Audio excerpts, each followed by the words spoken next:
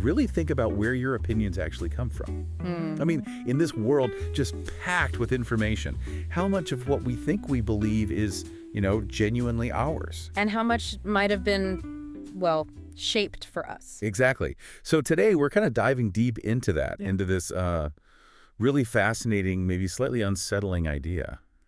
Manufacturing consent. Yeah, it's a big one. We'll be exploring it using insights from people like Noam Chomsky, Walter Lippmann, too, and looking at some key historical moments. Right. And for our listeners, the ones always trying to cut through the noise and really get what's going on.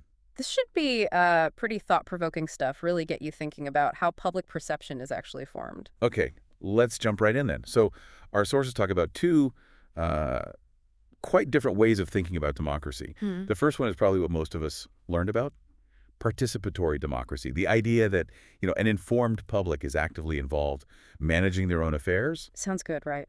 The ideal, maybe. Yeah, seems logical. But then there's this other view. The contrast, often called spectator democracy, and it's really tied closely to Walter Lippmann. Okay, spectator democracy.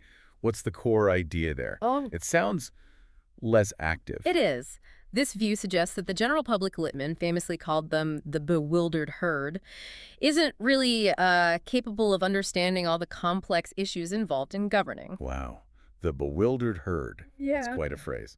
So what is their role then in this model? Just watching? Pretty much, yeah. They're more like observers.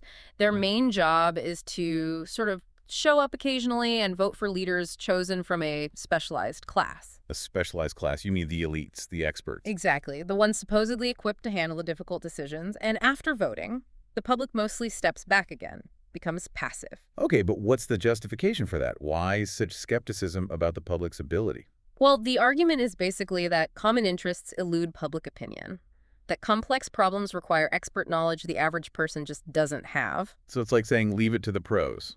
Kind of, yeah. Trust the experts, not a general vote on, say, intricate foreign policy or economic strategy. Right, okay.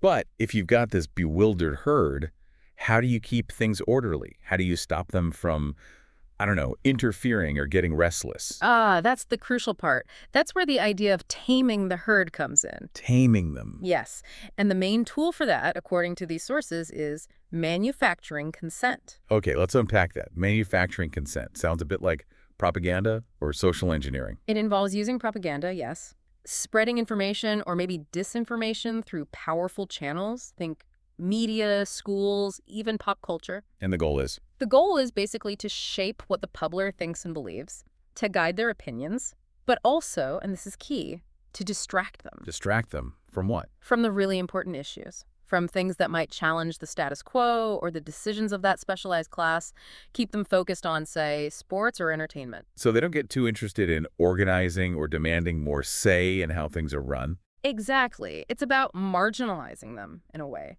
Keeping them passive observers, not active participants. It maintains the power structure. You mentioned a historical example of the Creel Commission during World War I. Right. How does that fit in? Oh, it's a classic case study, really powerful example. When the U.S. entered World War I, the American population was largely pacifist, didn't want to get involved. Okay. But then came the Creel Commission, a government propaganda agency. And within about 6 months... 6 months? That's incredibly fast. It was. They transformed public opinion, turned that pacifist sentiment into this really intense, hysterical, warmongering feeling. How on earth did they manage that so quickly? What techniques did they use? Well, a lot of fear, mainly. They circulated fabricated stories about German atrocities, the Huns, The enemy creation. Right, lots of that. Plus heavy doses of jingoism, patriotic fervor. The media played a huge role, pushing the government's line. It was a really coordinated effort. And Lippmann himself saw this happening. He did. He was part of the effort, actually, and he was apparently quite impressed by its effectiveness. He saw it as a revolution in the art of democracy. A revolution in being able to shape public opinion on demand. Essentially, yeah. The ability to engineer agreement, even for policies people initially hated. It really cemented his view that the public mind could be managed. Okay, so the Creel Commission is a stark example from history. But what about the ongoing methods? What are the regular tools used to manufacture consent?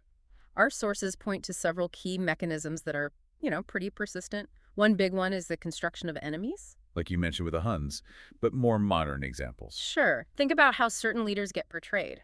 Saddam Hussein as the new Hitler, for instance, or groups labeled as terrorists or narco-traffickers. It creates a sense of imminent threat. And that simplifies things, right? Yeah. Makes it easier to justify certain actions, like interventions. Absolutely. It simplifies complex geopolitical situations down to us versus them, good versus evil.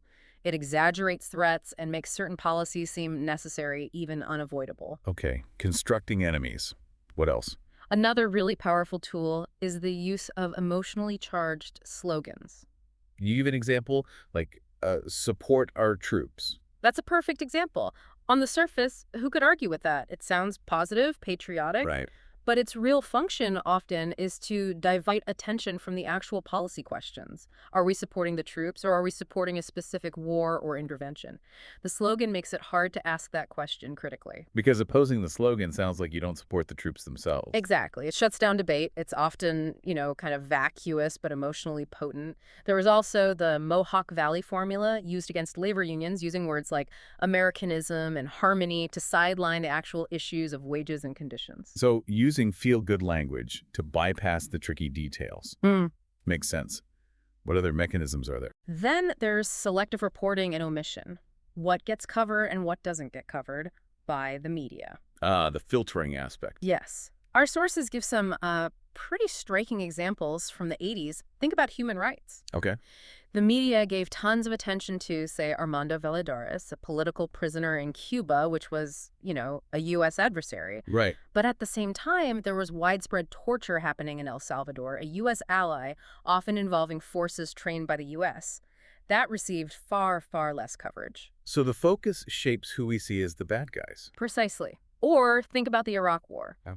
The views of the Iraqi democratic opposition people who opposed both Saddam and the U.S. invasion were almost invisible in major U.S. media. You only heard certain perspectives. It definitely curates your understanding. What about how history is presented? That's another one.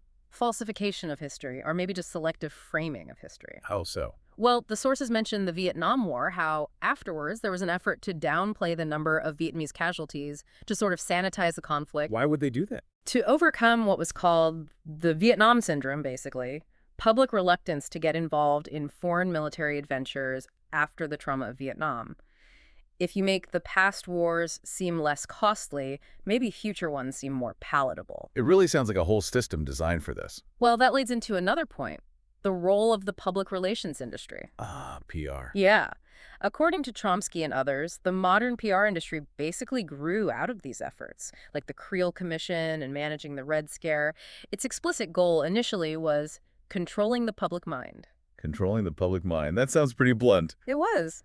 They learned techniques, how to use media strategically, appeal to emotions over reason, simplify complex things, create distractions, even suppress dissent. Like that Mohawk Valley formula you mentioned. Exactly. That was a classic PR campaign designed to break strikes by painting the Union as un-American and disruptive, using all those techniques. This is quite a lot to take in. It makes you really question the information landscape. There was also this thought experiment mentioned, the journalist from Mars.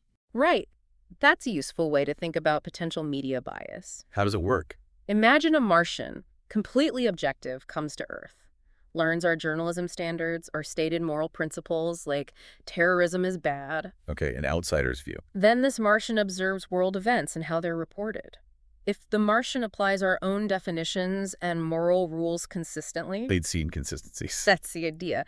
They might notice, for example, that certain acts of violence are labeled terrorism when done by official enemies, but very similar acts done by, say, the U.S. or its allies are framed differently, maybe as counterterrorism or defense. So the label depends on who's doing it, not just what was done. That's the suggestion. The Martian, being logical, might find that puzzling.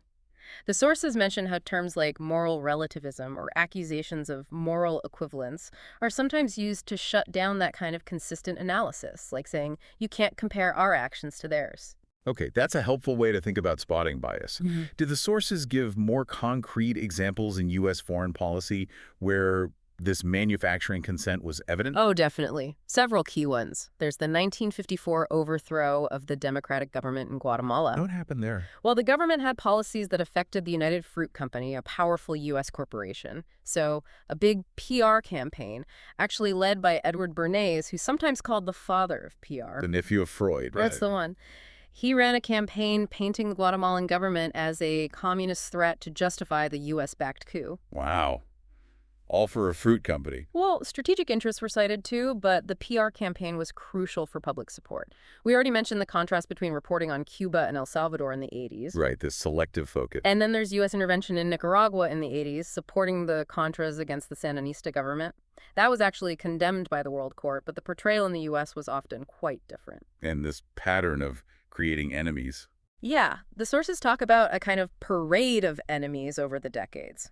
First the Soviets, then terrorists, then narco-traffickers, specific dictators like Noriega or Saddam, always needing a threat to justify policies and military spending. So, bringing it all together, what's the big picture consequence of all this? Yeah. Of manufacturing consent and this spectator democracy idea? What does it mean for, public involvement?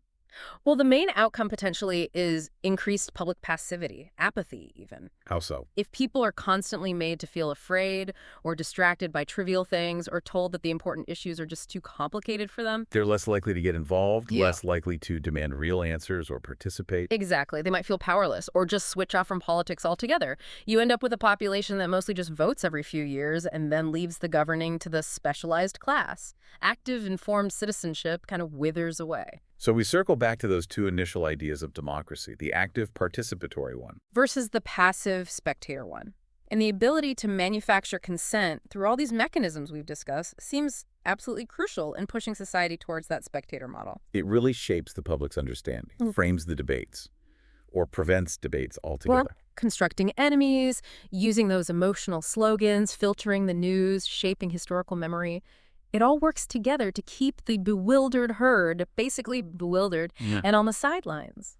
This has been incredibly eye-opening. Yeah. Seriously. Yeah. It definitely gives all of us, our listeners included, a framework for thinking more critically about the information we consume every single day. Mm-hmm. Maybe the takeaway is to constantly ask, Mm-hmm. how is this story being framed? What's being emphasized? What's being left out? Absolutely. And are we actively seeking out different perspectives or just passively absorbing the dominant narrative? Just understanding that these mechanisms exist feels like a really important first step. It is. Becoming aware of how perception can be shaped is crucial if we want to be more engaged, more critical consumers of information, and maybe ultimately more active participants. It pushes you to dig deeper. A really powerful thought to end on. Thanks so much for walking us through all that. My pleasure. It's complex stuff, but important to grapple with. Definitely. And thank you for joining us for this deep dive.